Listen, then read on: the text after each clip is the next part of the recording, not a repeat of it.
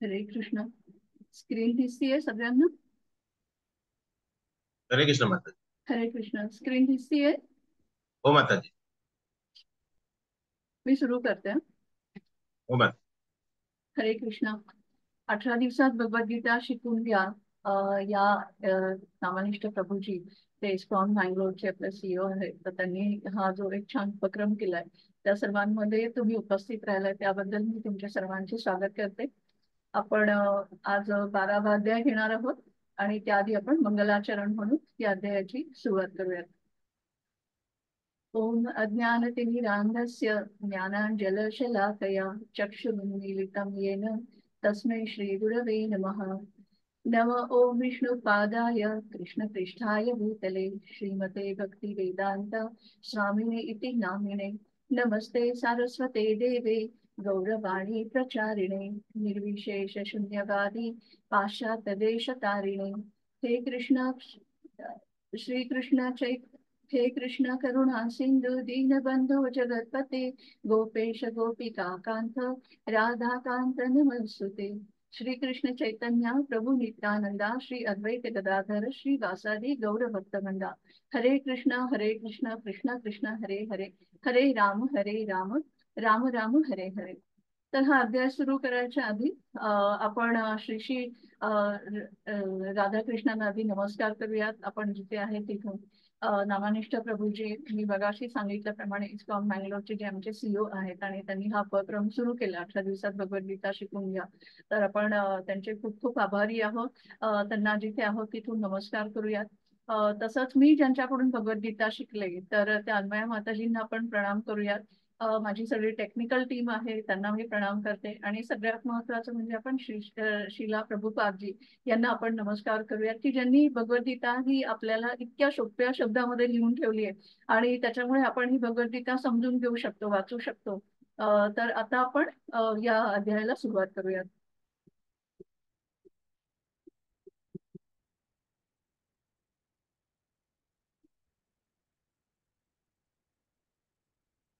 तर आजचा अध्याय आपण हा भक्ती योगाचा बघणार आहोत.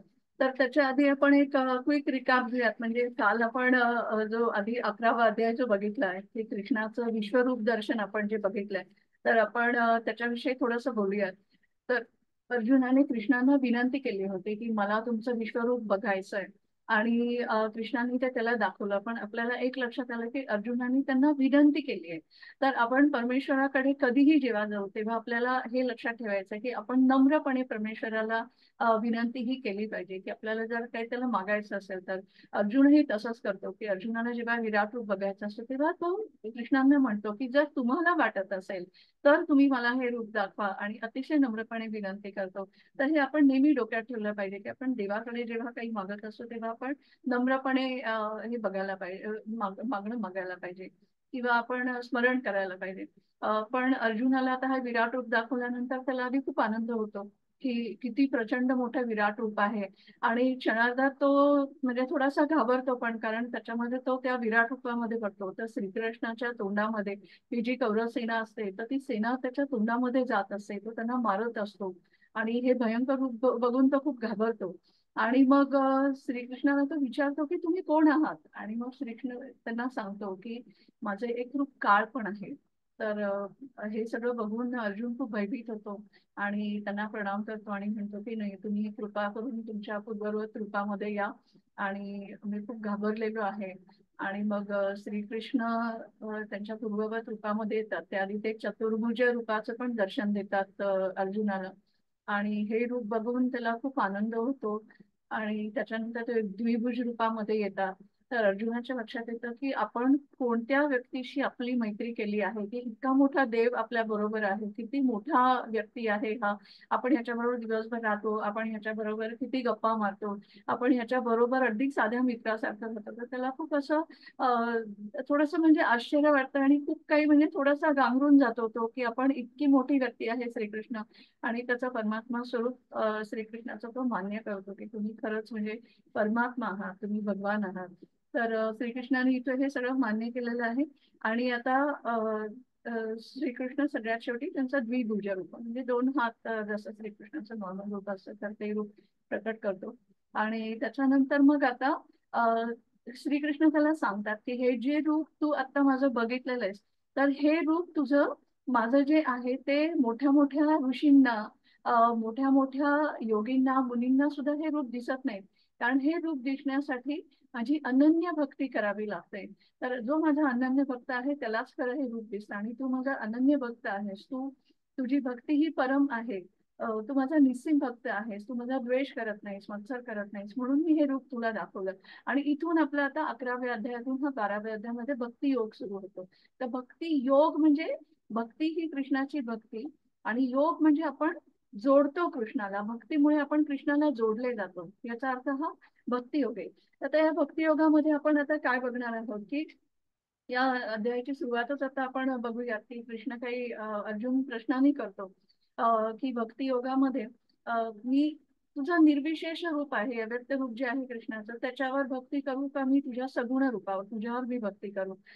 हा एक प्रश्न विचारतो. म्हणतो भक्तीचे कसे कसे प्रकार आहेत, कशा रूपाने, कशा वेगवेगळ्या प्रकारांनी मी तुझी भक्ती करू शकतो, आणि कृष्णाला भक्तामध्ये कोणते गुण आवडतात. तर आपण हे जे काही आहे ते एक क्विक मी तुम्हाला सांगितलं की हे आपण आज भक्ती योगामध्ये बघणार आहोत. पुढे बघूया. आता जसं मी म्हटलं तसं भक्ती ही 9 प्रकारांनी करता येते. त्याला म्हणतात नवविधा भक्ती. तर स्मरणम म्हणजे आता आपण जे ऐकतो ते, तर आपण कथा ऐकतो, कृष्ण कथा ऐकतो, किंवा आपण भागवतम ऐकतो, भगवद्गीता ऐकतो. तर आता इथे पहिल्या चित्रामध्ये दिले की शुकदेव गोस्वामी आहेत, ते परीक्षित महाराजांना भागवतम सांगतात. अगदी थोडक्यात 2 मिनिटात मी त्यांची गोष्ट सांगते तुम्हाला इथे, की श्रवणम हे किती महत्वाचं असतं. तर परीक्षित महाराज हे आपल्या पृथ्वीचे महाराज असतात, सगळ्यात मोठे महाराज असतात त्यावेळचे, आणि राजा असतात. तर त्यावेळेला ते ते एकदा राज्याचा पूर्ण फेरफटका मारायला जात असतात, आणि शिकारीसाठी जंगलामध्ये त्याच्यानंतर जातात. आणि जंगलातून येताना त्यांना खूप तहान लागते, आणि आल्यानंतर तिथे एक बघतात तर हा एक आश्रम असतो एका ऋषींचा. आणि एक ब्राह्मण तपस्वी असतात, ते त्याच्यामध्ये तपस्या करायला बसलेले असतात. तर अर्थातच ते राजा आहेत, तर ते त्या कुटीमध्ये जातात, आश्रमामध्ये छोट्याशा. आणि तिथे ते बघतात, तर त्यांना असं वाटतं की आता त्यांच्या पावलांच्या आवाजाने किंवा त्यांच्या त्या जाणीवेने त्या ऋषींना असं वाटेल की कोण आहे आपल्याकडे, आणि मी तर राजा आहे. थोडासा एक अहंकार उत्पन्न होतो की आता मी तिथे गेलो तर हे मला नक्कीच पाणी देतील, उठतील तपश्चर्यातून. पण ते ब्राह्मण काही त्यांची तपश्चर्या सोडत नाहीत, आणि ते त्यांची जी साधना असते, ध्यानात बसलेले असतात, ते उठत नाहीत. राजाला अचानक थोडासा राग येतो, आणि क्रोध आपल्याला माहिती आहे की क्रोध जर एकदा मनात आला तर तो माणसाची पूर्ण बुद्धी नष्ट करून टाकतो. तर इथं तसंच होतं. परीक्षित महाराजांना थोडा राग येतो, आणि ते थोडे पुढे येतात, तर त्यांना एक मेलेला साप दिसतो.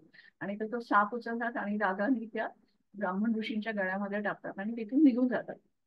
आता काय होतं, परीक्षित महाराज तिथून निघून गेले तरी ही गोष्ट आजूबाजूचे लोक हे त्या ब्राह्मण जो बसलेला असतो, ऋषी मुनी असतात, तर त्यांच्या मुलाला जाऊन सांगतात. आणि त्या मुलाला भयंकर तो अपमान वाटतो की माझ्या वडिलांशी असे असे वागले हे राजा. आणि तो ब्राह्मण पुत्र त्यांना शाप देतो की 7 दिवसाच्या आत हा राजा साप चावून मरण पावेल म्हणून. आणि मग ही गोष्ट परीक्षित महाराजांपर्यंत जाते. तोपर्यंत त्यांनाही त्याचा खूप पश्चाताप झालेला असतो. पण आता हा ब्राह्मण पुत्राचा शाप आहे, तर तो शाप काही मागे जाणार नाही. आणि ते ठरवतात की आता ह्याच्यामधून आपण कसं बाहेर पडू शकतो की या शापामधून. तर बऱ्याच जणांना ते विचारतात की याच्यावर काय करता येईल. पण सगळ्यात शेवटी त्यांना शुकदेव गोस्वामींकडून भागवतम तुम्ही ऐकून घ्या, हे शुकदेव गोस्वामी सांगतात. आणि 7 दिवस 7 रात्र ते भागवतम ऐकतात, आणि त्याच्यानंतर त्यांना मुक्ती मिळते त्याच्यामधून. तर भागवतम हे सर्वात श्रेष्ठ आहे. आणि ते श्रवण म्हणजे ते शेवटी ऐकण्याचा निर्णय घेतात. म्हणजे जेव्हा मृत्यू त्यांच्या दारात थांबलेला असतो तेव्हा ते दुसरं काही करत नाही, तर परमेश्वराचं नामस्मरण. भागवतामध्ये जे भक्त आणि कृष्ण यांच्या भक्तीविषयी ज्या गोष्टी दिल्यात, वेगवेगळ्या भक्तांच्या लीला, भक्त आणि कृष्ण यांच्याविषयी ज्या त्यांच्या भक्तींच्या गोष्टी आहेत त्या लिहिलेल्या आहेत, तर ते ऐकणं हे सर्वश्रेष्ठ ते मानतात. आणि मग याप्रमाणे हे श्रवणम ही गोष्ट सांगितली. तर भक्तीमध्ये सर्वात श्रेष्ठ हे सुरुवातीला आधी श्रवणम आहे. कारण आपण जेवढं ऐकतो ना तेवढं आपल्या हृदयामध्ये हे सगळं ज्ञान जातं, आणि आपलं मन शुद्ध होतं. आणि मन शुद्ध झालं की आपल्याला बुद्धी चांगली मिळते. म्हणून आपण श्रवणम हे ऐकायला पाहिजे. दुसरी गोष्ट आहे ती कीर्तनम आहे. तर कीर्तन म्हणजे आपल्याला इथे मीराबाईचं चित्र दाखवलं जातं. मीराबाई ही कृष्णाची भक्त असते, आपल्याला सर्वांना माहिती आहे. सुरेख कीर्तन, सुरेख अभंग त्यांनी केलंय, आणि कृष्णाची अपरंपार भक्ती केलेली आहे. तर कीर्तन हे नेहमी करावं.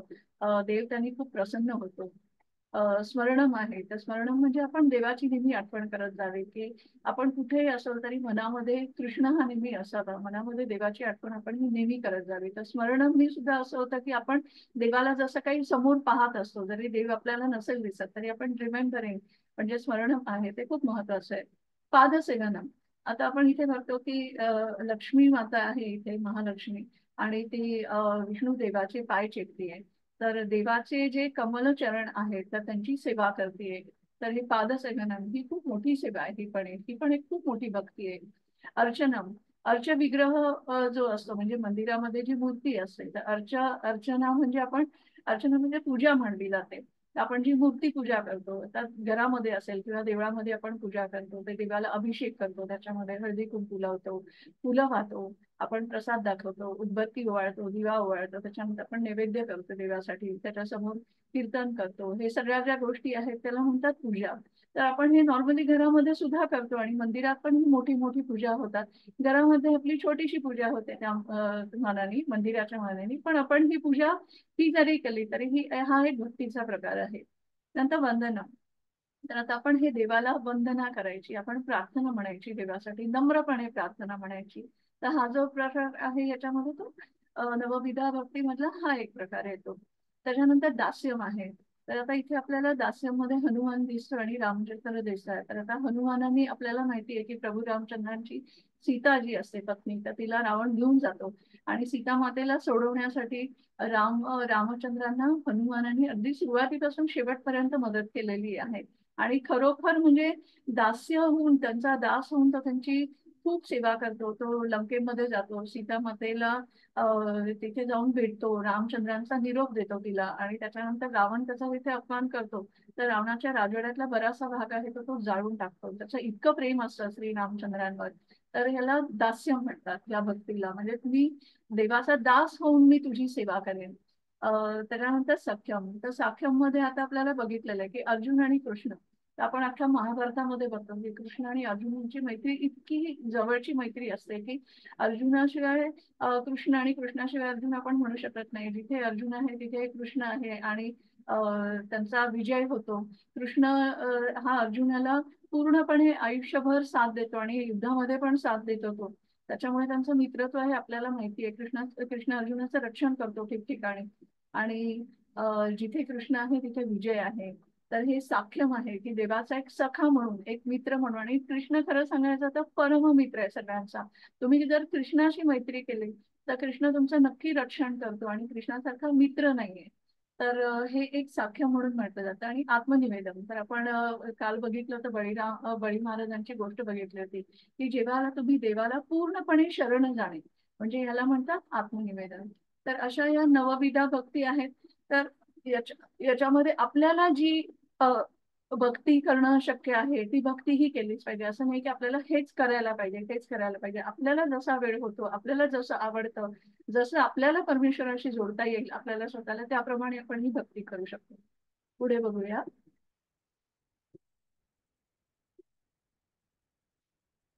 अर्जुन उवाच एवं सततयुक्ता ये भक्त्या स्वां पर्युपासते ये वाप्यक्षरम् अव्यक्तं तेषां के योगवित्तमः. अर्जुनाने विचारले, जे तुमच्या भक्तीमध्ये सदैव तत्पर असतात किंवा जे अव्यक्त निर्विशेष ब्रह्माची पूजा करतात, त्यापैकी कोण अधिक सिद्ध पूर्ण मानले पाहिजे.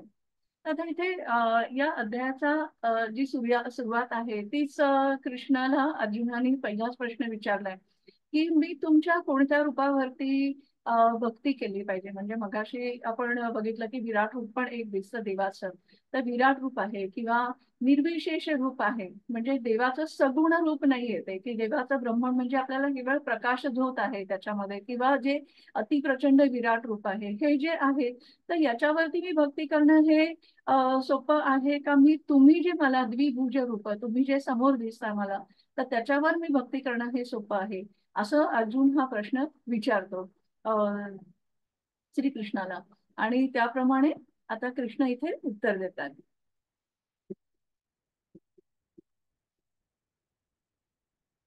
आता आपण इथे बघूया की हे गृहस्थ त्यांना विचारतात, एक ऋषीमुनी ते ध्यान करत बसले आणि त्यांना ते विचारतात की तुम्ही काय करताय, तर ते म्हणतो मी ध्यान करतोय. तर कुणावर ध्यान करताय, कुणासाठी ध्यान करताय, कुणाची भक्ती करताय, ते म्हणतात माहिती नाही.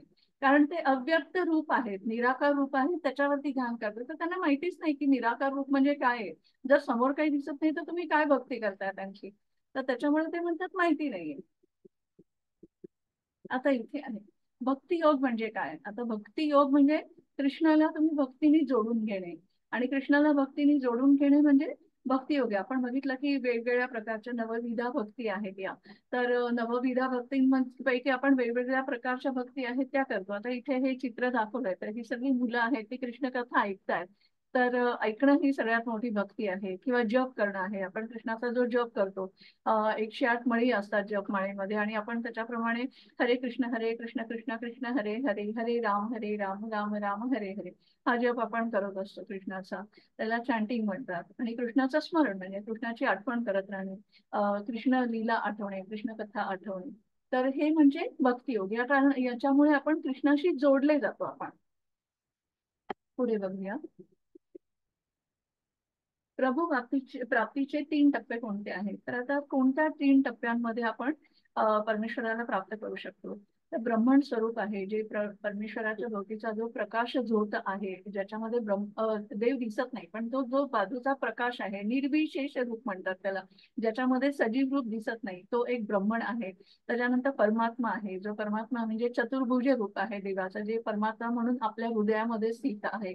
म्हणजे आपण त्याला क्षीरोदाक्षाय विष्णू म्हणतो. जो आपल्या आत्मा आणि परमात्मा त्याच्या बरोबर असतो तो. आणि भगवान भगवान स्वरूप म्हणजे श्रीकृष्णांचं द्विभुज रूप म्हणजे श्याम सुंदर रूप, ज्याच्यामध्ये सुंदर बासरी घेतली आहे त्यांनी, नीलवर्ण आहे त्यांचा, आणि मोरपीस लावलेलं असतं, 2 हात आहे कृष्णांना.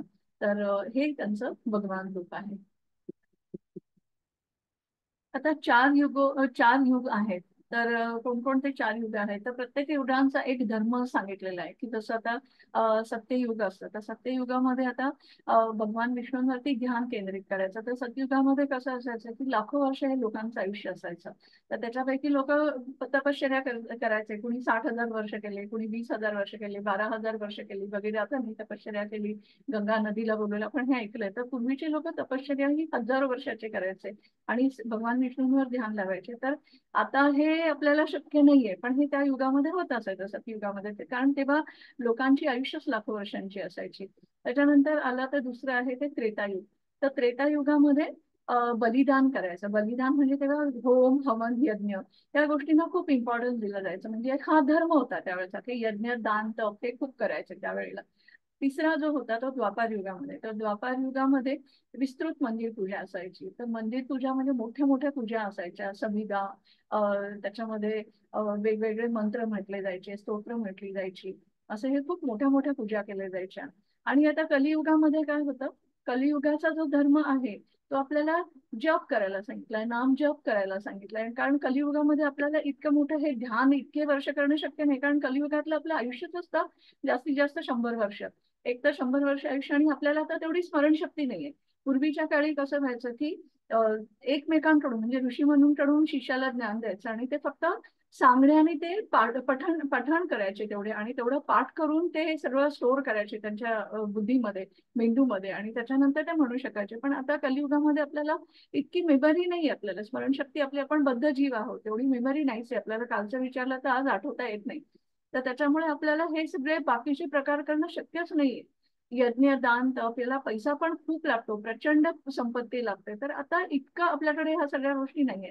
म्हणून आता परमेश्वरांनी आपल्याला यावेळेला कलियुगामध्ये कोणता मंत्र दिलाय, कोणता आपल्याला त्यांनी इथे धर्म दिलाय, तर जप करण्याचा. तर कलियुगामध्ये आपण फक्त जप करू शकतो, हरे कृष्ण कृष्ण कृष्ण हरे हरे, हरे राम राम राम हरे हरे. यामध्ये तुम्ही कृष्णाला जोडू शकता.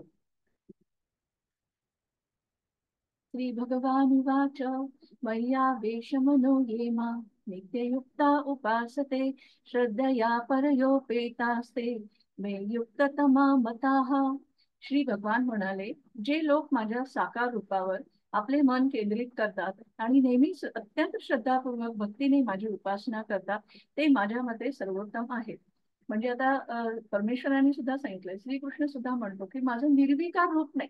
म्हणजे तुम्ही कुठेतरी आभाळामध्ये बघून, कुठेतरी प्रकाश झोतावर बघून, जिथे काही सगुण रूप नाहीये तिथे बघून जर तुम्ही पूजा केली, तर त्याच्यामध्ये उपासना केली, तर ते श्रद्धा होत नाही त्याच्यावर. कारण आपल्याला जोपर्यंत समोर काही दिसत नाही तोपर्यंत आपण ते संबंध जोडणं आपल्याला अवघड जातं. त्यापेक्षा आपण कृष्णाचं जे समोरची जी रूप आहे, फोटो आहे, मूर्ती आहे, कृष्णाचं सगुण रूप आहे, त्याच्यावरती विश्वास ठेवून आपण त्याची जर प्रार्थना केली, त्याची पूजा केली, तर ते भक्त जास्त चांगले आहेत, कृष्णाला जास्त जवळचे आहेत आणि ती जास्त श्रद्धेने आपल्याला भक्ती करता येते. पुढे बघूया. आता इथे श्रीकृष्ण कोण आहेत? तर श्रीकृष्ण भगवान आहेत. भगवान म्हणजे विभू आहेत. त्यांच्याकडे सगळ्या मोठ्या मोठ्या संपत्ती आहेत, प्रसिद्धी आहे, त्यांच्याकडे सौंदर्य आहे, ऐश्वर्य आहे. या सगळ्या गोष्टी कृष्णांकडे आहे, सामर्थ्य आहे आणि त्यांच्याकडे संन्यास सुद्धा आहे, संन्यास प्रवृत्ती सुद्धा आहे. तर कृष्ण हे मोठे भगवान आहेत. कृष्णांसारखा कोणीच नाही, फक्त कृष्ण आहे. आणि ते एक व्यक्ती आहेत. त्यांचं एक श्याम सुंदर रूप आहे. कृष्णाचं नावच इतकं सुंदर आहे. कृष्ण म्हणजेच सर्वांना आकर्षून घेणारा. आणि त्यांच्या डोक्यावर एक मोर पीस आहे आणि हातात बासरी आहे. तर हे कृष्णाचं सुंदर द्विभुज रूप आहे. देवाचं ते वैयक्तिक रूप काय आहे, आणि यालाच पर्सनल फॉर्म ऑफ गॉड म्हणजे यालाच वैयक्तिक रूप म्हणतात, द्विभुज रूप.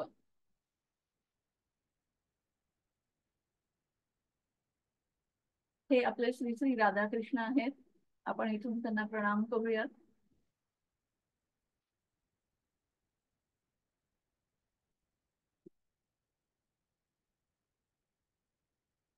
देशो अधिकरते श्याम अव्यक्तासक्त चेतसाम अव्यक्ता हि गतिर्दुःखम देहवद्भिर वाप्यते.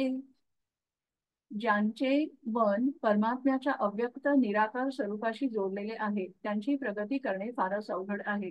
तर आता जे अव्यक्त रूप आहे म्हणजे कृष्णाचं जे सगुण रूप नाहीये, काही लोक सगुण रूपावर विश्वास ठेवत नाही, त्यांचं निर्विकार रूप आहे असं म्हणतात, निराकार रूप आहे कृष्ण. पण आता हे निराकार रूपांशी जे जोडला जाण्याचा प्रयत्न करतात ना, काही निर्विशेषवादी असतात की जे त्याच्यावर विश्वासच ठेवत नाही सगुण रूपावरती, तर मग त्यांना ती प्रगती करणं, भक्ती करणं हे खूप अवघड असतं. कारण जर आपल्याला समोर काही दिसलंच नाही, आपण एखादी व्यक्ती जर समोर असेल आपल्याला, तर आपण त्याच्याकडे बघून आपण जी भक्ती करतो, आपण जे त्याला जोडलं जातं हे खूप सोपं असतं. पण जिथे समोर काही दिसत नाही आपल्याला, आपण जे व्यक्ती समोर नाहीये, अव्यक्त रूप आहे, त्याच्यावरती विश्वास ठेवणं हे अवघड असतं आणि त्याच्यामध्ये प्रगती करणं खूप अवघड असतं. कारण जर तिथे श्रद्धा नसेल तर ती भक्ती हळूहळू कदाचित तो माणूस कमी पण होऊ शकते ती भक्ती, आणि तो माणूस त्याच्यामधून डाऊनफॉल होऊ शकतो, म्हणजे तो तिथून परत बाहेर पडू शकतो त्या भक्तीमधून. पण जर सगुण रूप असेल तर आपण कृष्णाला जोडू शकतो खूप छान रीतीने. पुढे बघूया. आता इथे दाखवलंय की आता हे जे ऋषी आहेत ते म्हणतात मी पर्वतावर जाऊन ब्रह्मांडवर लक्ष केंद्रित करेन. तर आता काय होतंय बघूया. ते आता पर्वतावर जाऊन बघणार आहेत की त्यांना गर्दीमध्ये नाही करायचंय, त्यांना जप आणि ध्यान. तर आता पर्वतावर गेल्यावर काय होतं, तिथे खूप थंडी असते. आता कारण देतात ते की इथे मी नाही ध्यान करू शकत कारण इथे खूप थंडी आहे. पुढे काय होतंय,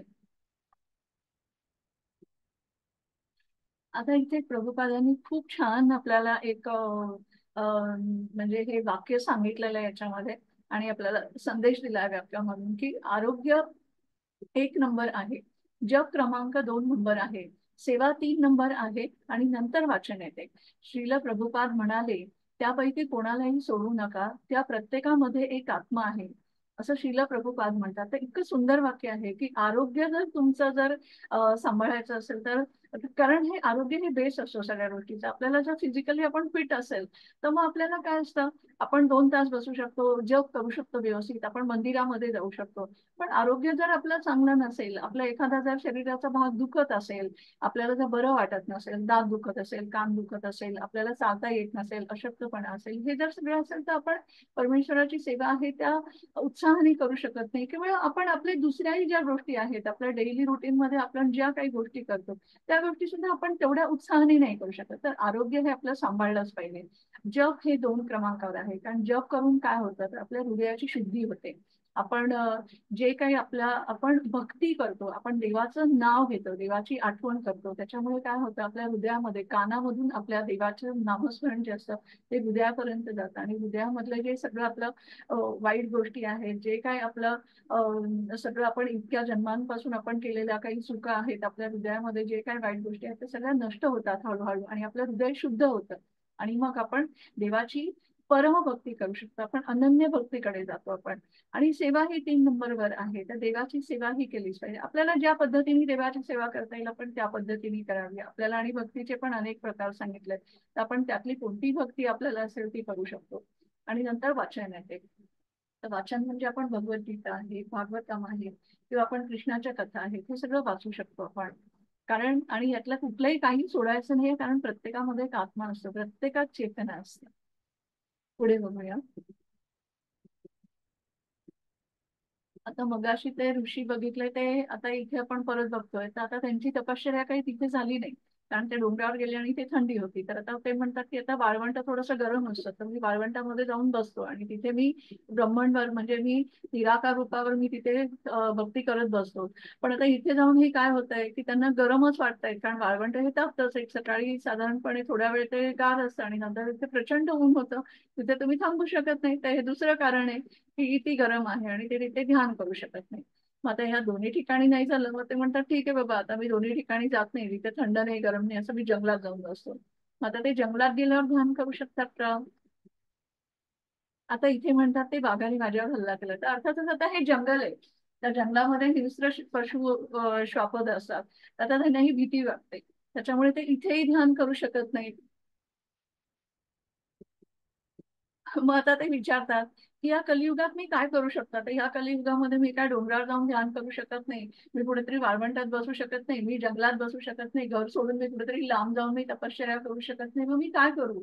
तर आता इथे त्यांनी सांगितलंय की आता कारण कलियुगामध्ये काय, कलियुगामध्ये भांडण आणि ढोंगीपणाच्या या युगात सुटकेचे एकमेव साधन म्हणजे परमेश्वराच्या पवित्र नावाचा जप. दुसरा कोणताही मार्ग नाही, दुसरा कोणताही मार्ग नाही, दुसरा कोणताही मार्ग नाही. म्हणजे हा एकमेव मार्ग आहे की ज्याच्यामध्ये तुम्ही परमेश्वराचं नामजप घेऊ शकता, तुम्ही जप करू शकता.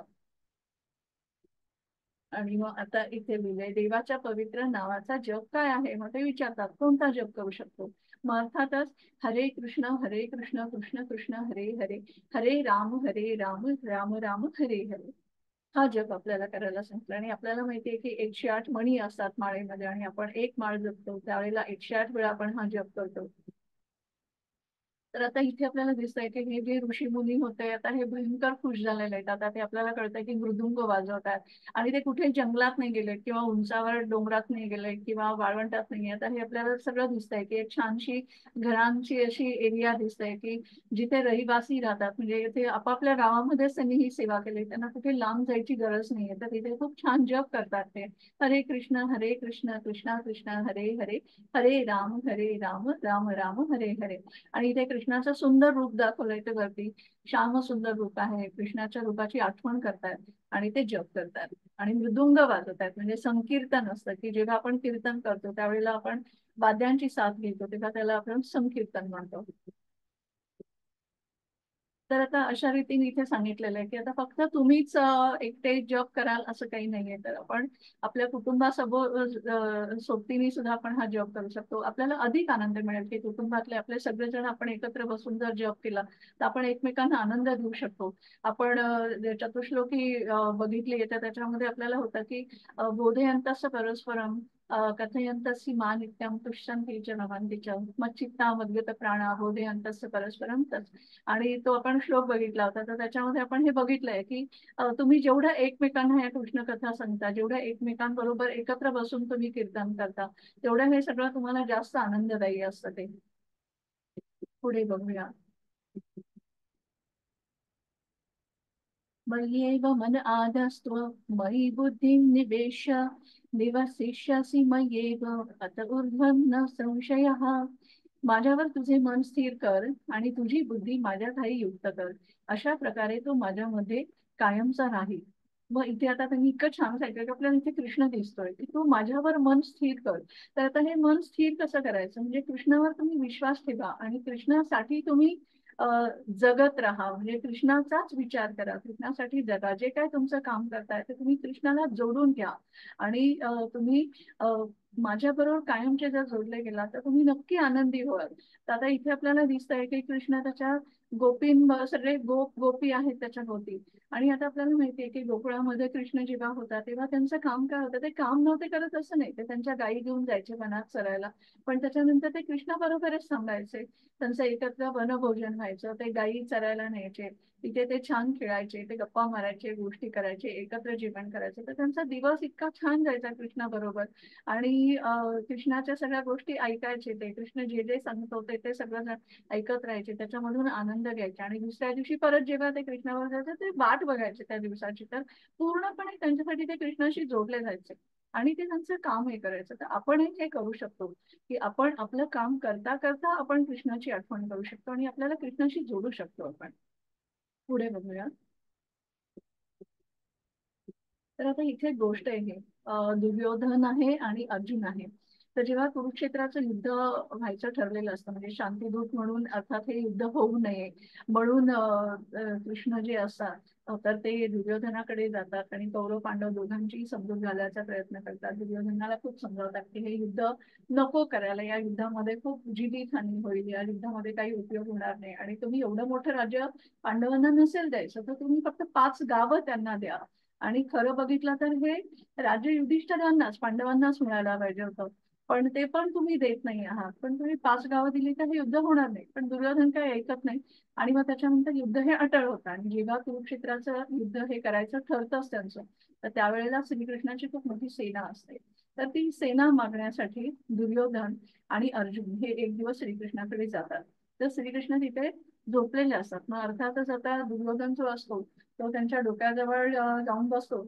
आणि अर्जुन थोड्या वेळाने येतो. तर अर्जुन हा कृष्णाचा भक्त असतो, कृष्णाचा भक्त, कृष्णाचा दास, कृष्णाचा सखा सखा आणि परमभक्त असतो. त्याच्यामुळे तो त्याच्या पायाजवळ उभा राहतो जाऊन. कृष्ण डोळे उघडतात थोड्या वेळानं, त्यांना जाग येते आणि बघतात तर अर्जुन दिसतो समोर. अरे काय अर्जुन, काय पाहिजे आहे तुला? तर दुर्योधनाचा स्वभाव हा नेहमीच क्रोधित असतो, आपल्याला माहितीये. अहंकार असतो त्याला. तो पटकन म्हणतो की मी आधी आलोय, आधी तू मला विचार, मला काय पाहिजे हे तू विचार. मग कृष्ण म्हणतो ठीक आहे, काय पाहिजे तुला, तू सांग मला. तर तो म्हणतो कृष्णाला की आता मला युद्धासाठी सेना पाहिजे. तर मग कृष्ण म्हणतो ठीक आहे, बघ आता मी तुम्हाला 2 पर्याय देतो. एक तर माझी तुम्हाला सेना मिळेल, जी 9 अक्षणी सेना आपण म्हणतो, अक्षणी सेना. तर ती सेना मिळेल तुम्हाला, प्रचंड मोठं सैन्य असतं माझं. आणि दुसऱ्या ठिकाणी मी एकटा असेल. तर मी एकटा आहे आणि अजून एक गोष्ट आहे की मी युद्धामध्ये मी लढणार नाही. तर तुम्हाला काय पाहिजे? तर दुर्योधन हा तसाही हा क्रोधी असतो, अहंकारी असतो आणि तो कृष्णाची भक्ती करतच नसतो. कृष्णावर तो विश्वासही ठेवत नसतो. त्याच्यामुळे तो काय म्हणतो की मला सेना पाहिजे, मला इतकी प्रचंड मोठी तुझी सेना आहे ती पाहिजे, मला तू नको. आणि तो मनात म्हणतो की काय, मला कशाला श्रीकृष्ण एकटा पाहिजे, मी त्याला एकटा घेऊन काय करू, आणि तसंही तो काही युद्ध नाही करणार आहे. पण अर्जुन मनामध्ये खूप आनंदी होतो आणि अर्जुन कृष्णाला म्हणतो की मला फक्त तू पाहिजेस. कारण अर्जुनाला माहिती असतं की कृष्ण म्हणजे भगवंत आहे. आणि ज्या ठिकाणी भगवंत आहे त्या ठिकाणी तो तुमचं रक्षण करतो, त्या ठिकाणी विजय असतो, त्या ठिकाणी धर्म असतो. तर इथे खूप छान लिहिलंय. कृष्ण म्हणतो माझे सैन्य एका बाजूला असेल आणि मी दुसऱ्या बाजूला असेल आणि मी लढणार नाही. आणि अर्जुन म्हणतो आम्हाला तुम्ही भगवंत पाहिजे, आपली सेना नाही. आणि दुर्योधन त्यांना म्हणतो हा काय मूर्ख माणूस आहे, खऱ्या भक्ताला भगवंताशिवाय काहीही नको असतं हे आपल्याला कळतं ह्याच्यामधून. तर भक्त जो असतो ना त्याला फक्त भगवंतच पाहिजे असतं, त्याला कशाची दुसऱ्या गोष्टींची गरज नसते. अथ चित्तं समाधातुं न शक्नोषि मयि स्थिरम् अभ्यासयोगेन ततो माम इच्छाप्नु धनंजयः. हे अर्जुन, हे धनंजय, आपण स्थिर मनाने माझ्यावर आपले मन केंद्रित करू शकत नसल्यास भक्ती योगाचे नियम पाळा. अशा प्रकारे तू मला मिळवण्याची इच्छा कर. तर आता इथे कसं सांगितलंय कृष्णाने की प्रत्येकच व्यक्ती जो असतो ना तर तो भक्ती नाही करू शकत. म्हणजे आपण नवविध भक्तीचे प्रकार बघितले, तर आपण अनेक प्रकारांनी बघितलं. श्रवण करायचंय, कीर्तन करायचंय, पादसेवनम आहे, अर्चनम आहे. पण या सगळ्या ज्या गोष्टी असतात ते काही लोकांना नाही जमत, ते म्हणतात मी नाही भक्ती करू शकत. पण कृष्णाला सगळ्यांना आपल्या जवळ खूप बोलवावं असं वाटतं, तर कृष्ण त्यांना पर्याय देतो. कृष्ण म्हणतो ठीक आहे बाबा, तुला जर ही भक्ती जर जमणार नसेल, असं जर वाटत असेल, तर तुला मी पर्याय देतो की प्रत्येक गोष्टीचे काही रूल रेग्युलेशन असतात, म्हणजे त्याच्यामध्ये नियम असतात, तर ते नियम पाळतो. मग आता ते नियम, 4 नियम कुठले सांगितलेत आपल्याला?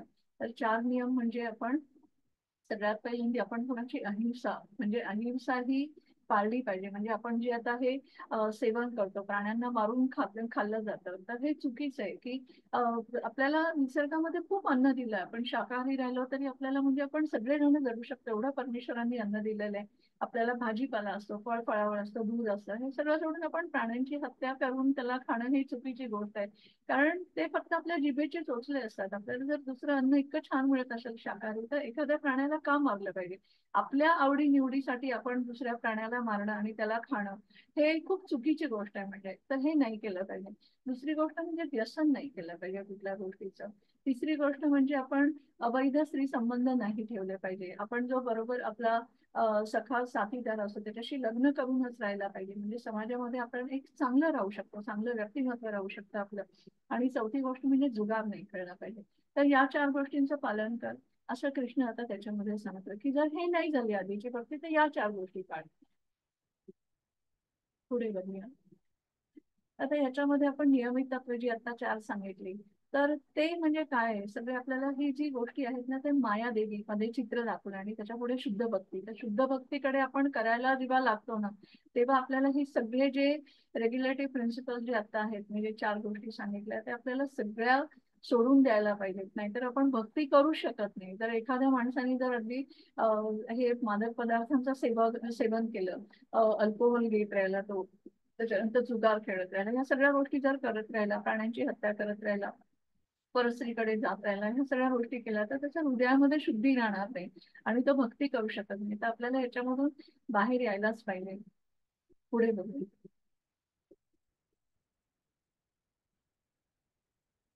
अभ्यासा अभ्यसमर्थो असि मत्कर्म परमो भव मदर्थ अपि कर्माणि कुर्वन् सिद्धिम अवाप्यसी. आपण भक्ती योगाच्या नियमांचे पालन देखील करू शकत नसल्यास माझ्यासाठी कार्य करण्याचा प्रयत्न करा, कारण माझ्यासाठी कार्य केल्याने तुम्हाला परिपूर्ण स्थिती प्राप्त होईल.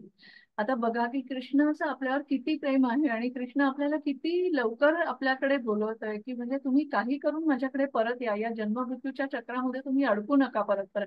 आता किती तुमच्या 84 लाख योनी आहेत आणि तुम्ही त्याच्यामध्येच परत परत परत अडकताय, त्यापेक्षा तुम्ही याच्यातून भक्ती करा आणि माझी शुद्ध भक्ती करून माझ्याकडे परत या तुम्ही. तर त्याच्यासाठी जो म्हणतो की आता तुम्हाला हे 4 नियम पण जर तुम्हाला जर पालन करू जर नसाल, तुम्ही भक्ती करू शकत नसाल, तर ठीक आहे, मग तुम्ही माझ्यासाठी काम करा. म्हणजे आता माझ्यासाठी काम करायचं म्हणजे काय करायचं, की ठीक आहे, म्हणजे तुम्हाला जर आता या गोष्टी करायला जमत नसेल, तर तुम्ही कुठे जर मंदिराचं काम चालू असेल, तुमच्याकडे पैसा असेल, तर तुम्ही त्या मंदिराला द्या. तुम्ही अन्नदान जिथे जर त्या कृष्ण मंदिरात चालू असेल, तर त्याच्यासाठी तुम्ही त्यांना पैसा द्या. तुम्ही जर चांगली चित्र काढत असाल, तर तुम्ही कृष्णाची सुंदर चित्र काढा, मंदिरासाठी ती चित्र काढा. शिल्पकाम करत असाल, तर मंदिरासाठी तुम्ही शिल्प करा. मंदिरामध्ये तुम्ही त्याचं काम करा. किंवा आता मंदिरामध्ये पुस्तकं वाटण्याची काम सुरू असतात, कृष्ण कथाची पुस्तकं खूप वाटली जातात, तर तुम्ही कृष्ण कथा, अशी अनेक कामं तुम्ही करू शकता. की असं नाही की तुम्हाला जरी भक्ती जमत नसेल या गोष्टी, तर तुम्ही या गोष्टी नक्की करू शकता. पुढे बघूया. तर आता इथे आपल्याला दाखवलंय की मायासाठी काम करणे आणि कृष्णासाठी काम करणे, आता याच्यामध्ये काय फरक आहे बघा. की आता मी माझ्या शेजाऱ्यापेक्षा मोठा फोन आणि टीव्ही खरेदी करेन, आणि इकडे हा माणूस म्हणतो मी गीता खरेदी करेन. आता जर पैसे मिळत असेल तुम्हाला, या माणसाकडे आपल्याला दिसतंय की डॉलर्स दिसतात त्याच्या हातामध्ये, तर तो काय करतोय? तर आता तो म्हणतो की मी माझ्या शेजाऱ्यापेक्षा पण मोठा फोन आणेन आणि मोठा टीव्ही घेईन. पण आता हे कसं आहे, हे त्याची हाव आहे ऍक्च्युली, किंवा म्हणजे त्याचा हा मत्सर आहे की तो शेजाऱ्यापेक्षा त्याला मी कसा मोठा आहे हे दाखवायचंय. पण हे तुम्ही आयुष्यभर हे जरी केलं ना, तरी ह्या गोष्टी कधीच संपत नाहीत. कारण तो शेजारी आता त्याच्या पुढे दुसरी कार घेतली, तर तुम्ही अजून मोठी घेणार का? ही जी चढाओढ स्पर्धा असते ना, त्याच्यामधून माणूस कधीच बाहेर पडत नाही आणि त्याच्यामुळे काही ज्ञान मिळत नाही तुम्हाला. तर हे चालूच राहतं, ही कॉम्पिटिशनच्या जगामधून आपल्याला काहीही मिळत नाही त्याच्यामधून. पण जर तुम्ही कृष्णाचं म्हणजे भगवद्गीता घेतली आणि भगवद्गीता खरेदी करून जर तुम्ही ती वाचली तर तुम्हाला ज्ञान मिळतं. जेणेकरून तुमचं जे सगळं हे अज्ञान आहे ना, की आपण फक्त शरीरासाठी जगतोय, की म्हणजे आपण दुसऱ्या अध्यायामध्ये बघितलं होतं की मी हे शरीर नाही, मी आत्मा आहे. तर शरीरासाठी आपण ज्या सगळ्या गोष्टी करतो ना, ते जेवढी गरज आहे तेवढे करायला पाहिजे, नाही असं नाहीये. पण ते एक्स्ट्रा करण्याची किंवा त्याच्यात गरज नाही म्हणून तुम्ही अगदी खर्च करण्याची, त्याचा साठा करण्याची, ह्या ज्या गोष्टी आहेत त्या आपल्याला आयुष्यात नक्कीच कमी करायला पाहिजे. तर त्याच्यामुळे आपण चांगली बुद्धी घ्यायला पाहिजे, ते महत्वाचं आहे. तर जो मित्र आणि शत्रू यांच्यामध्ये समान असतो, जो मानापमान, थंड आणि उष्णता, आनंद आणि दुःख, स्तुती आणि निंदा यामध्ये समभाव राखतो, तो नेहमी भ्रष्ट संघटनांपासून मुक्त असतो, जो नेहमी शांत व मिळेल त्या संतुष्ट असतो, ज्याला घरादाराबद्दल काळजी वाटत नाही, जो ज्ञानात स्थित आहे आणि जो भक्तीमध्ये व्यस्त आहे, असा माणूस मला खूप प्रिय आहे. तर श्रीकृष्ण सांगतात इथे की ज्याच्यामध्ये समान नजरेने बेसिकली आपण सगळ्यांना बघायला पाहिजे, की म्हणजे हा हा वाईट आहे, हा चांगला आहे, मी याच्याशी बोलेन, मी त्याच्याशी बोलणार नाही.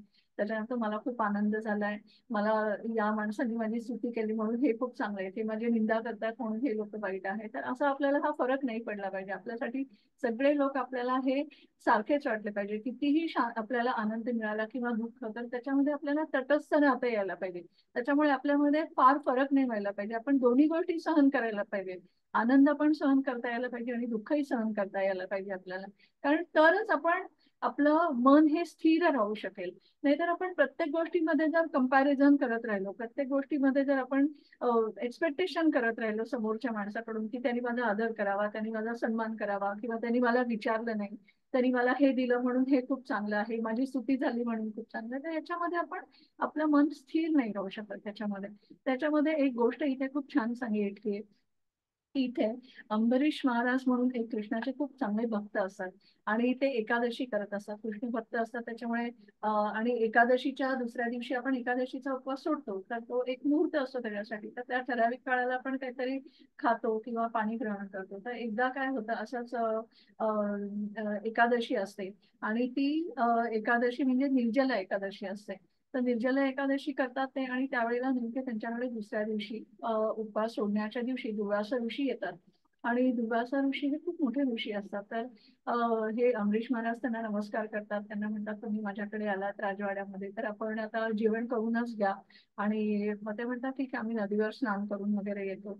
आणि मग ते नदीवर स्नान करायला जातात, पण त्यांना खूप उशीर व्हायला लागतो. मग त्यांचे जे गुरुवर्य असतात, राजांचे आचार्य असतात, तर त्यांना सांगतात की बाबा कालचा एकादशीचा उपवास आहे, निर्जला एकादशी आहे, तर तुम्ही खाऊन घ्या. मग ते म्हणतात आता आपल्याकडे एवढे मोठे ते पाहुणे आलेले आहेत, तर दुर्वासा ऋषी आहेत, मोठे आचार्य आहेत, आता मी त्यांना सोडून मी कसं जेवणार, तर मला थांबावंच लागेल. मग आचार्य म्हणतात असं तुम्हाला नाही करता येणार. कमीत कमी ठीक आहे तुम्ही जेवू नका, पण तुम्ही पाण्याचा एक घोट तरी घ्या. आणि पाण्याचा घोट ते घ्यायचं ऍक्सेप्ट करतात. ठीक आहे, निर्जला एकादशी मी तो त्या मुहूर्तावर तो उपवास सोडलाच पाहिजे. आणि ते पाणी घ्यायला जातात. तर तेवढ्यात काय होतं, दुर्वास ऋषी येतात आणि दुर्वास ऋषी अतिशय क्रोधित त्यांचा स्वभाव असतो. आणि ते त्यांना बघतात पाणी घेताना, तर त्यांना इतका राग येतो की ते त्यांना म्हणजे असं जोरात त्यांची जी जटा असते ना ती अशी खाली आपटतात आणि त्याच्यामधून एक राक्षस बाहेर येतो आणि ते त्या राक्षसाला सांगतात तू याला मारून टाक म्हणून. त्यांना तो इतका क्रोध येतो की तू माझा अपमान केलायस, म्हणजे मी एवढा मोठा ऋषी मुनी असून तो माझा अपमान करतोस आहे, तो कसं करू शकतो. आणि तो राक्षस येतो, तर राक्षस तिथे येणार आणि तो त्यांना मारणार. त्याच्यामध्ये श्रीकृष्णाचं सुदर्शन चक्र, कारण अर्थातच हा भक्त असतो त्यांचा. तर आपल्या भक्ताला म्हणजे अमरीश महाराजांना ते कसं मरू देतील. आणि तो असं भक्ती करणाऱ्या माणसाला तर देव हा नेहमी जवळचा असतो. तर त्याच्यामुळे ते सुदर्शन चक्र सोडतात आणि त्या राक्षसाला मारतात. आणि मग ते सुदर्शन चक्र दुर्वास ऋषींच्या मागे लागतात. आणि मग दुर्वास ऋषी पळत पळत पळत मग ते ब्रह्मदेवाकडे जातात आणि त्यांना म्हणतात मला याच्यापासून वाचवा, ते सुदर्शन चक्र. मग दुर्वास ऋषी ब्रह्मदेव म्हणतात हे सुदर्शन चक्र काही माझं नाहीये, त्याच्यामुळे मी याच्यात काहीच करू शकत नाही, तर तुम्ही विष्णूकडे जा. मग ते विष्णूकडे जायच्या आधी ते शंकराकडे जातात कैलासावर. तर कैलासावर शंकर पण त्यांना तेच म्हणतात की बाबा हे काही चक्र माझं नाहीये, तू जा विष्णूकडे. आणि मग ते नारायणाकडे जातात आणि नारायणाला विनंती करतात की बाबा हे माझं तू जे चक्र सोडलेलं आहे तर ते मला वाचव ह्याच्यामधून कसंही, माझ्याकडून चूक झालेली आहे. तर त्या म्हणतात ठीक आहे, तुझी चूक झालेली कळली आहे ना तुला, मग आता तू हे चक्र जिथून आलंय तिथं जा. तिथे तू त्या अमरीश महाराजांना तू त्यांची माफी माग, त्यांची क्षमा माग. आणि ते कृष्ण भक्त आहेत. आणि जर त्यांनी सांगितलं, त्यांनी जर सुदर्शन चक्राला सांगितलं की याला माफ कर आणि यांना तू मारू नको, तर सुद्धा जीव वाचेल. आणि मग ते दुर्वासा ऋषी परत त्यांच्याकडे जातात, अमरीश महाराजांकडे, त्यांची क्षमा मागतात. आणि त्याच्यानंतर अमरीश महाराज पण त्यांना क्षमा करतात. अर्थात ते एवढे मोठे भक्त असतात, त्याच्यामुळे भक्ताचा हा स्वभाव आहे क्षमा करणं म्हणजे. तर मग ते त्यांना माफ करतात आणि अशा रीतीने ते सुदर्शन चक्र थांबतं. तर आपल्याला याच्यामध्ये कळतं की जो व्यक्ती देवाची मनापासून भक्ती करतो तो देवाला अतिशय प्रिय असतो. देव त्या भक्ताचं रक्षण करतो. पुढे बघूया. आपल्याला इथे नारद मुनी दिसतात. नारद मुनी हे देवर्षी म्हणतो आपण, सगळ्यात मोठे ऋषी आहेत ते. नारायण नारायण हा नेहमी जप करत असतात ते.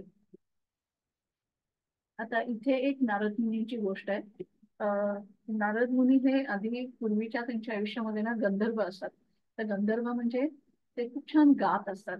तर स्वर्गामध्ये ते गंधर्व म्हणून असतात आणि एकदा इंद्रसभेमध्ये ते खूप छान गात असतात. पण ना ते देवाची स्तुती नसतात करत, ते इतर गाणं गात असतात. तर त्याच्यामुळे त्या इंद्राला खूप राग येतो त्यांचा की ही स्तुती नाहीये, हे देवाचे स्तोत्र म्हणत नाहीयेत.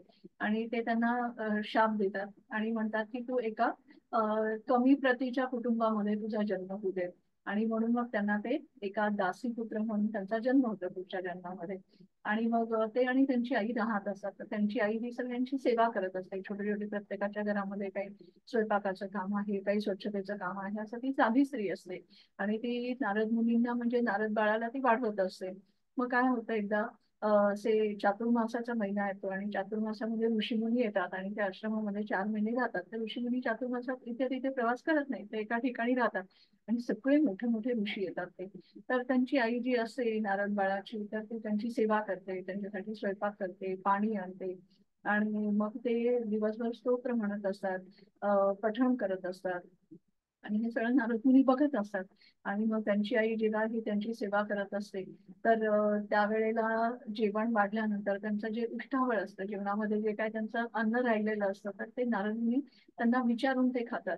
तर आपल्याला माहिती की आपण कृष्णप्रसाद सेवन करतो तर आपली बुद्धी तीक्ष्ण होते त्यांनी. आणि तसंच आपल्यामध्ये भक्तिभाव पण येतो. आपल्यामध्ये जो मत्सर असतो तो निघून जातो. तर आपल्यामध्ये हे सगळे चांगले गुण येतात जेव्हा आपण कृष्णप्रसाद घेतो. तसंच आता हे ऋषीमुनी इतके मोठे असतात तर त्यांची भक्ती खूप मोठी असते. आणि त्याचा जो प्रभाव असतो तो नारद मुनींवर पडतो. आणि त्याच्यामुळे नारद मुनी पण भक्ती करायला सुरुवात करतात, ते पण पठण करायला सुरुवात करतात. त्यांचं बघून बघून हळूहळू ते पण सगळे स्तोत्र म्हणणं, पठण म्हणणं, या सगळ्या गोष्टी त्यांना यायला लागतात. आणि हळूहळू हे करत असताना एक दिवस काय होतं, आई त्यांची रात्री गाईचं दूध काढायला जाते आणि नेमका तेव्हा साप चावतो तिला आणि ती मरून जाते त्याच्यामध्ये. मग आता हे बिचारे नारद मुनी एकटेच राहतात. आणि मग ते या गावातून त्या गावामध्ये, तर त्यांना हे सगळं पठण येत असतं. तर ते देवाची स्तुती करत करत करत फिरत असतात. तर एकदा काय होतं, ते असं क्षणभर थकलेले असतात आणि विसाव्यासाठी बसलेले असतात आणि डोळे बंद करून ध्यान लावतात. तर तेवढ्या क्षणापुरतं त्यांना विष्णूचं दर्शन होतं, चतुर्भुज विष्णू. आणि त्यांना खूप आनंद होता आणि ते पहिल्यांदा विष्णूला बघतात. आणि मग त्यावेळेला त्यांना असं वाटतं की आता आपण परत ध्यान करूयात, म्हणजे आपल्याला परत दिसेल विष्णू चतुर्भुज रूपामध्ये. तर मग ते तसं करतात, बराच वेळ करतात, पण मग नाराज होतात की आपल्याला नाही दिसत आहे, की मला हा एकदाच दिसला. आणि मग आकाशवाणी होते आणि आकाशवाणीतून त्यांना सांगितलं जातं की हे जन्म, हा जन्म तू पूर्ण माझी अनन्य भक्ती कर. देव सांगतो त्यांना. आणि मग पुढच्या जन्मामध्ये मी तुला माझा मोठा भक्त करेन. आणि तसंच होतं. मी या जन्मामध्ये ते पूर्ण भक्ती करतात. हा जन्म संपल्यानंतर पुढचा जन्म जो असतो ते व्यासदेवांचे मानसपुत्र म्हणून जन्म घेतात. आणि आज आपण बघतो की नारायण नारायण म्हणून ते विष्णू स्तुती करतात, कृष्ण स्तुती करतात. हे सगळे एका ग्रहावरून दुसऱ्या ग्रहावर सगळीकडे फिरत असतात आणि त्यांचं फक्त एकच सगळ्यात मोठं काम आहे की परमेश्वराचं नामस्मरण करणं आणि त्यांची स्तुती करणं आणि प्रत्येक ठिकाणी त्यांच्या भक्तीचा प्रसार करणं. तर ही नारद मुनींची गोष्ट होती. आणि असे हे देवाचे भक्त आहेत सगळ्यात मोठे, जे या अविनाशी भक्ती मार्गाची अनुसरण करतात आणि मला परमलक्ष्य मानून श्रद्धेने पूर्णतया संलग्न होतात, ते मला अत्याधिक प्रिय आहेत. म्हणजे आता इथे कृष्णांनी सांगितलंय की मला जे सेंटरला ठेवतात, म्हणजे मला जे मध्यभागी ठेवतात, त्यांच्या आयुष्याचा मध्यबिंदू ठेवतात मला. आणि त्याच्यामध्ये संपूर्णपणे श्रद्धेने मला ते पूर्णपणे मला जोडले जातात. अशा लोकांशी जे असतात, असे जे माझे भक्त आहेत ते मला खूप प्रिय आहेत.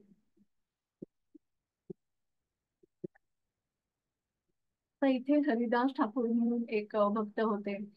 खूप मोठे भक्त होते कृष्णांचे, की ते आपण असा विचारच करू शकत नाही की आपण जपमाळ जेव्हा एकदा करतो तेव्हा 108 वेळा आपण हरे कृष्ण कृष्ण कृष्ण हरे हरे, हरे राम राम राम हरे हरे असं आपण जप करतो तेव्हा एक माळ ही पूर्ण होते.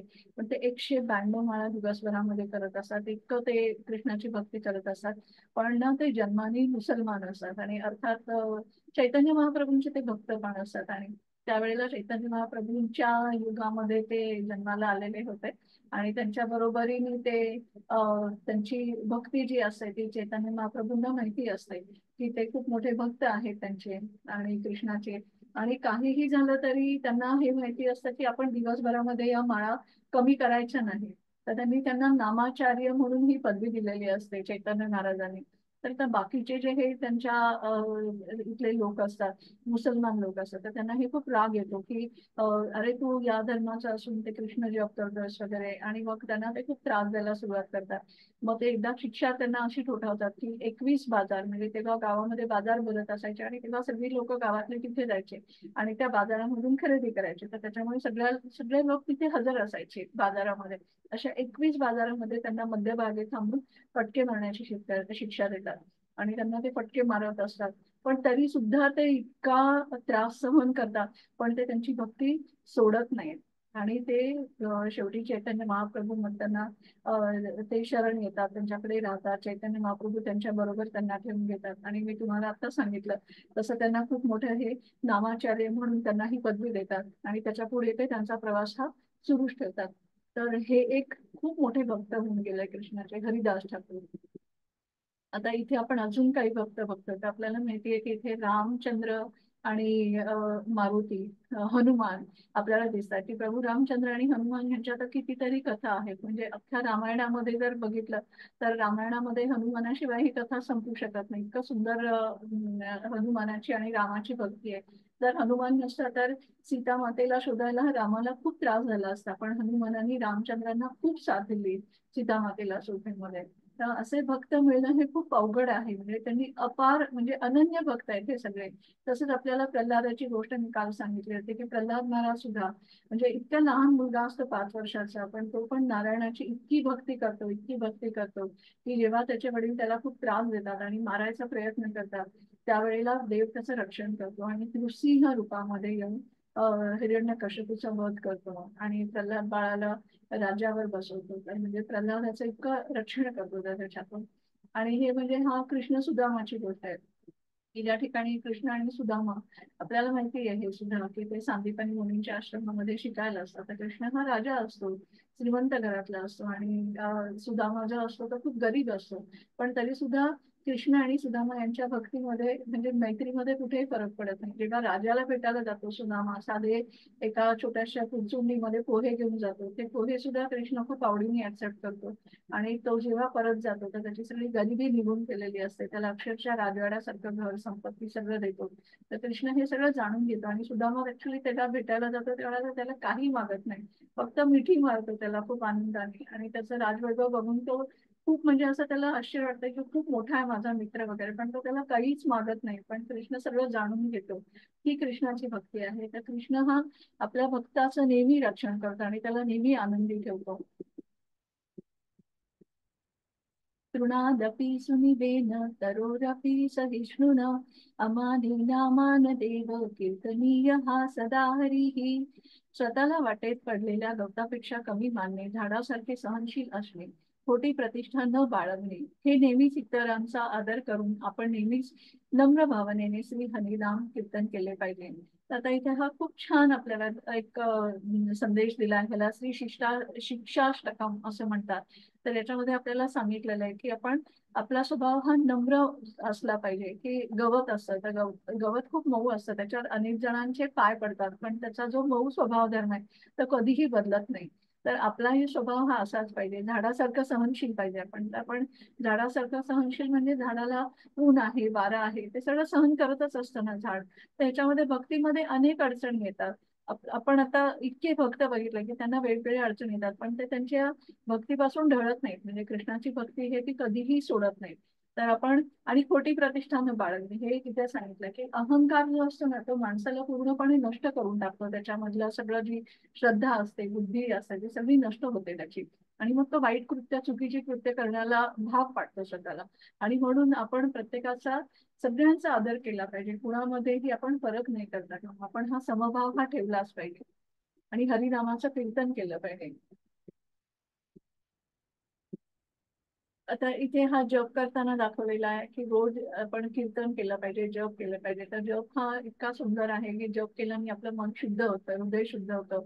हरे कृष्ण कृष्ण कृष्ण हरे हरे, हरे राम राम राम हरे हरे. आणि केवळ भक्ती सेवेद्वारेच आपण कृष्णाला समजू शकतात. तर आपण आता इथे या सगळ्या गोष्टी बघितल्यात की कितीही मोठा माणूस असू दे, कितीही छोटा माणूस असेल, पण कृष्णाला जर काय पाहिजे असेल तर कृष्णाला फक्त भक्तीच आहे. आपण जी कृष्णाला केल्यामुळे काय होईल तर आपण भक्ती मार्गानेच कृष्णाला जोडले जाऊ. आणि भक्ती मार्ग हा सगळ्यात सोपा आहे आणि भक्ती मार्ग हा तेवढाच महत्वाचा पण आहे. आता आपण जर खरं बघायला गेलं तर आजचा जो अध्याय आहे तो आपला हा 12वे अध्याय आहे. तर एक पासून पहिल्यापासून जर 6 अध्याय जर बघितले तर सगळे कर्मयोग सांगितले. आपण बघितलेत आतापर्यंत की आपण कर्तव्य काय करायचं, कर्म कसं करायचं, ते कर्म म्हणजे सकाम कर्म करायचं का, आपण कसं कर्म करायचं, मग अनन्य. मग त्याच्यानंतर आपण पुढचे जे अध्याय आहेत सगळे आता याच्या पुढे जे येणार आहे 13 पासून 18 पर्यंत, ते सगळे ज्ञान योगावरती आहेत. ते सगळे ज्ञानाविषयी त्याच्यामध्ये माहिती दिली. पण भक्तियोग हा सर्वात श्रेष्ठ आहे. कारण भक्तियोग हा लिफ्ट सारखा असतो की तुम्ही जिन्याने चढण्यापेक्षा भक्ती जर करून तुम्ही गेला तर कृष्णापर्यंत तुम्ही लिफ्ट करून कसं पटकन जाऊ शकतो, पण कृष्णाकडे आपण जास्त लवकर जाऊ शकतो. आणि तो खूप छान, सोपा आणि सरळ मार्ग आहे. तर म्हणून हा भक्ती मार्ग बरोबर हा मध्ये ठेवलेला आहे. आपण काल बघितलं होतं की म्हणजे आपण हिरा, कसं हिराची अंगठी कशी आपण डब्यामध्ये ठेवतो तर तशा डबीमध्ये जसं ते ठेवलं जातं तसं दोन्ही साईडला हे 6 अध्याय आहेत आणि बरोबर मध्ये हा भक्ती योगाचा अध्याय ठेवलेला आहे. तर आपण आता आपल्याला कळलेलं आहे की भक्ती मार्ग हा किती छान आहे आणि किती सोपा आहे.